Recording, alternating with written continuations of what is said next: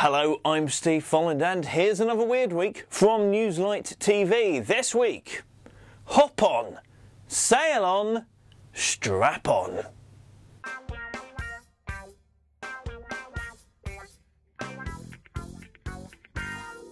But we start with an artist who has created a portrait of Black Eyed Peas main man will.i.am using nothing but Black Eyed Peas.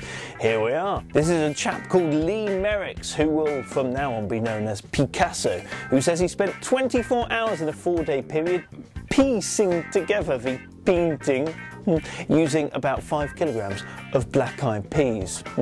I got a feeling he's probably got too much time on his hands, but nevertheless it's impressive and I look forward to the one of Meatloaf.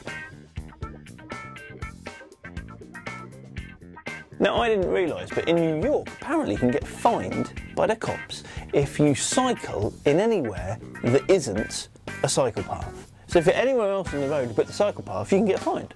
A chap called Casey Neistat brought this to my attention because he got fined $50 for cycling outside of the bike lane. Trouble is, he was really annoyed because he says, actually, the bike lane is often obstructed by other things. To prove his point, he made a film, a 3-minute video where you can see him trying to cycle in the cycle lane and ultimately always crashing into things and falling off his bike. Things like construction work, parked vehicles, and even, rather brilliantly, a police car. Good man. Now this is brilliant. An Australian inventor has created a hoverbike. Here it is. This is great. He reckons in 2 years' time, you and I could get one of these for around £26,000, and it should be capable of travelling at 170 miles per hour and at 10,000 feet. Impressive. Although, admittedly, at the moment, his prototype can only manage to hover whilst being tethered to the floor. But everyone has to start somewhere, and we're glad at last that he's getting his idea off the ground. Now, you know when you don't have a free hand, but you need to touch the touchscreen on your touchscreen phone? Maybe you're holding a glass of water, maybe you're holding a book, maybe you're pushing a shopping trolley. Who knows? What you need, though, is a nose stylus. Take a look. Yeah, strap it on, away you go. No need to look silly anymore. As with most good ideas, it's designer Dominic Wilcox came up with it whilst in the bath, hence the photo. Although, I don't want to know what his other hand is busy being occupied with.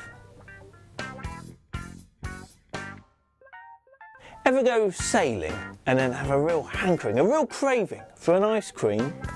Well, you're in luck. Let me introduce you to the world's very first amphibious ice cream van. Here it is, sailing on the River Thames. This is HMS Flake 99 and its chimes are Rod Stewart's We Are Sailing. It was commissioned for National Ice Cream Week and is going to tour the beaches of Britain. They're also considering taking it across the Channel so that it can go and visit the canals of Venice. And I quote, "So that we can give the continent a taste of the British summer." Yeah, cold and wet. That's it, we're out of time, but let's say a quick hello to the new world's shortest man. Meet Junri. Over in the Philippines, he is just 23.6 inches tall and weighs 5 kilograms, which is about the same as a painting of will.i.am made out of Black Eyed Peas.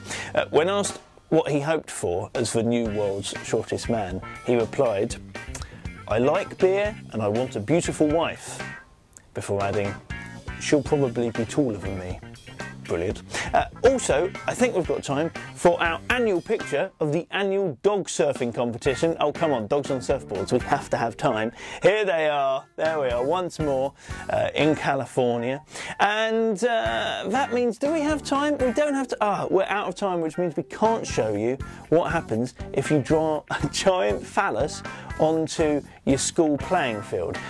Oh, what the heck. This is a school in New Zealand, and those images, they can be found on Google Earth. So for a long, long time to come, that's what the school will look like for everybody. And also aliens, which is rather brilliant. You can get more weird news across the week at newslite.tv. I've been Steve Folland. That was your Weird Week.